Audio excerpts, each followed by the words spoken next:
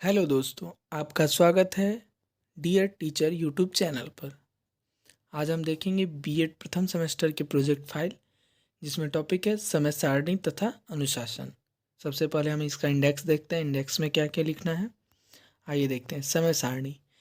तो समय सारणी में क्या क्या बताना है। समय सारणी का अर्थ एवं परिभाषा, समय सारणी का महत्व एवं आवश्यकता, उसके बाद समय सारणी के उद्देश्य, समय सारणी के प्रकार, फिर लिखना है सामान्य समय सारणी, कक्षा समय सारणी और अध्यापक समय सारणी।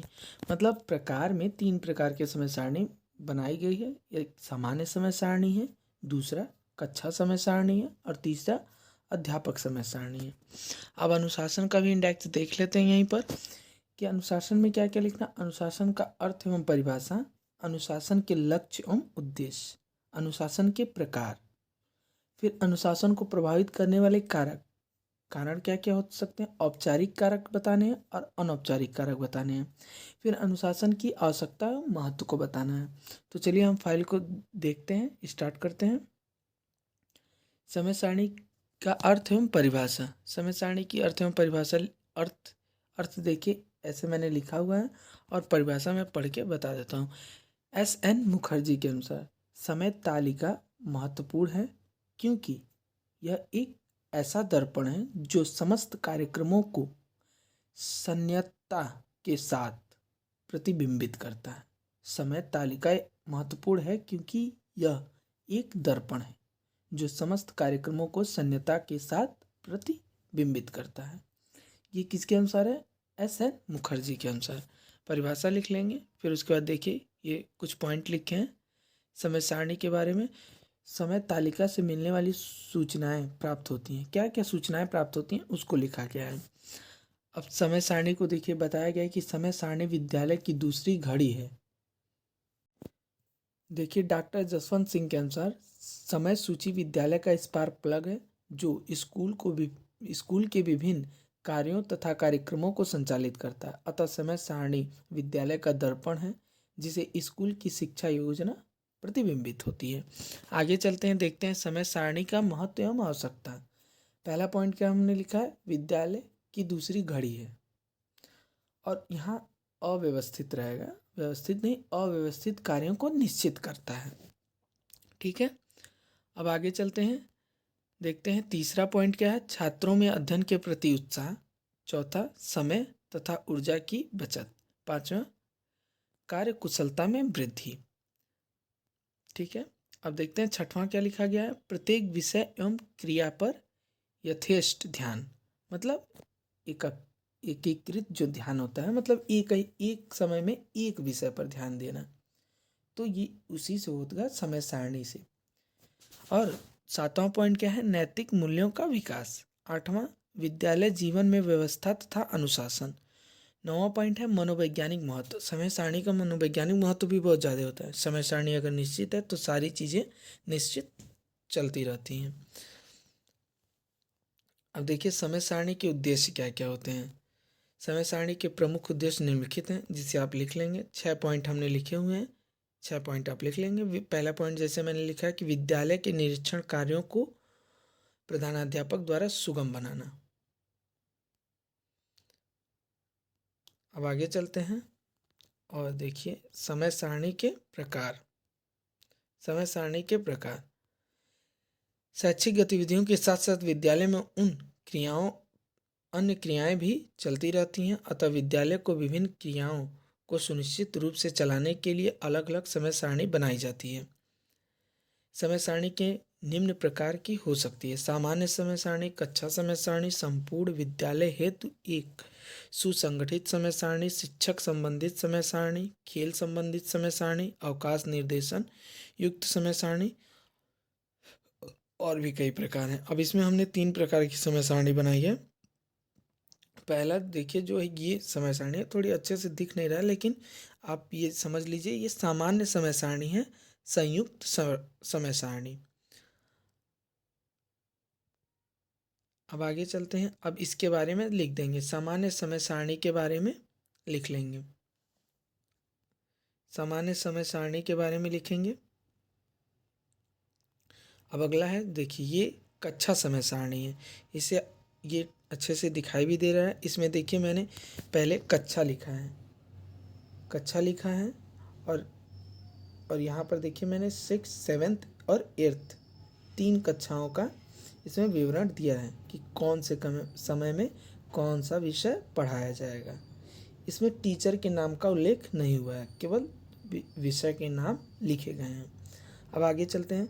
कक्षा समय सारणी को देखिए, ये कक्षा समय सारणी यहाँ से स्टार्ट है। ये जो था वो संपूर्ण समय सारणी का भाग है जो ऊपर दिखाई दे रहा है। अब यहाँ से कक्षा समय सारणी स्टार्ट होगी। अब ये देखिए आप कक्षा समय सारणी लिख लेंगे। अब ये देखिए ये जो चार्ट पेपर है ये है अध्यापक का नाम, यानी अध्यापक समय सारणी। अध्यापक का नाम आप XYZ लिख सकते हैं। इसमें देखिए अध्यापक समय सारणी। अब किस अध्यापक को, एक अध्यापक है जिसको कहाँ कहाँ क्या क्या पढ़ाना है ये इसमें विवरण दिया जाता है। अब आगे चलेंगे तो ये देखिए ये जो पॉइंट्स हैं, ऊपर के जो पॉइंट्स हैं वो कक्षा समय सारणी के पॉइंट्स हैं। और ये देखिए तीसरा अध्यापक समय सारणी यहाँ से स्टार्ट हो रहा है। अब इसको आप लिख लेंगे।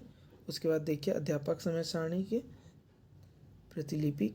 अब देखिए यहाँ पे लिखा है इसकी 3 प्रतिलिपियाँ तैयार होती हैं, एक मुख्य अध्यापक के कार्यालय के लिए, एक स्कूल कार्यालय के लिए और एक स्टाफ कक्ष के लिए। अध्यापक समय सारणी 2 प्रकार की होती है, संयुक्त और व्यक्तिगत। एक संयुक्त होती है जिसमें सभी अध्यापकों के बारे में बताया जाता है और दूसरा है जो व्यक्तिगत होती है जिसमें एक अध्यापक के बारे में बताया जाता है। जैसे मैंने देखिए इसको डिफाइन कर दिया, अध्यापक संयुक्त समय सारणी और अध्यापक व्यक्तिगत समय सारणी। इन दोनों को आप लिख लेंगे, ठीक। यहीं पर ये समाप्त होता है। अब आते हैं अनुशासन में। अनुशासन की फाइल में पहले उसकी अर्थ और परिभाषा लिखेंगे, अर्थ और परिभाषा लिख लेंगे। जैसे परिभाषा मैंने ब्लैक के अनुसार लिखा है, अनुशासन का तात्पर्य कानून व्यवस्था नियम एवं मापदंड तथा अधिकारियों के प्रति आज्ञाकारिता की स्थापना है। ये हो गया परिभाषा। अब आगे चलते हैं। अनुशासन के लक्ष्य एवं उद्देश्य को लिखेंगे। पहला लक्ष्य क्या है, आत्मनियंत्रण एवं आत्मनिर्देशन।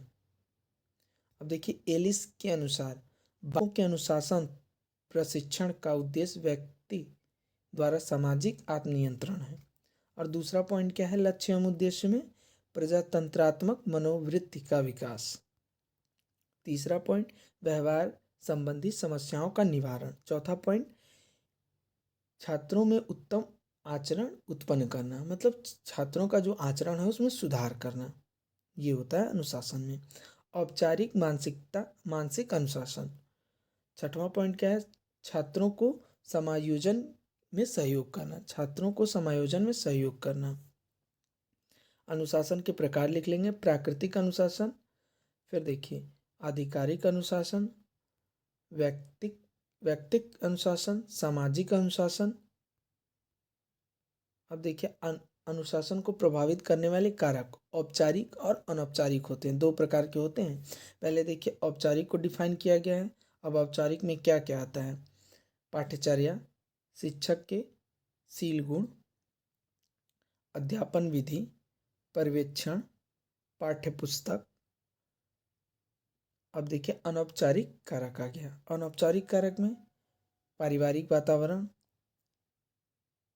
अब अनौपचारिक कारक होते क्या हैं ये भी समझ लीजिए आप, कि अनौपचारिक कारक का तात्पर्य उन कारकों से है जिसका संबंध शिक्षा से सीधे न होकर परोक्ष रूप से होता है।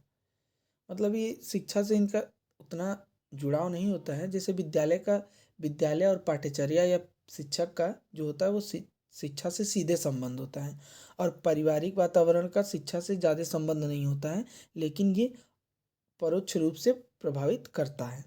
जैसे पारिवारिक कारण हो गया, परिवार की सामाजिक आर्थिक स्थिति हो गई, आस पड़ोस हो गया और मित्रगण हो गए। अनुशासन में इनका भी प्रभाव पड़ता है मित्रगण का, तो इसको डिफाइन कर लेंगे, थोड़ा सा इसमें लिख लेंगे। और फिर सामाजिक मानक जो तैयार किया जाता है उसका भी इसमें प्रभाव पड़ता है। अब अनुशासन की आवश्यकता एवं महत्व। मनुष्य के जीवन में अनुशासन का अत्यधिक महत्व है। उनका अनुकूल प्रभाव विद्यालय के संपूर्ण वातावरण पर पड़ता है, ठीक है। तो विद्यालय में सुसंबंधों की स्थापना और उत्तम चरित्र का निर्माण सबसे महत्वपूर्ण है। ये सबसे महत्वपूर्ण उत्तम चरित्र का निर्माण, अनुशासन में जो बच्चे रहते हैं उनका चरित्र उत्तम होता है। अब देखिए, उत्तम उचित व्यवहार को प्रोत्साहित करना, उत्तम उत्तम विद्यालय प्रशासन, उत्तम विद्यालयी प्रशासन। यहीं पर ये समाप्त होता है। अगर वीडियो अच्छा लगा हो तो please like, share and subscribe.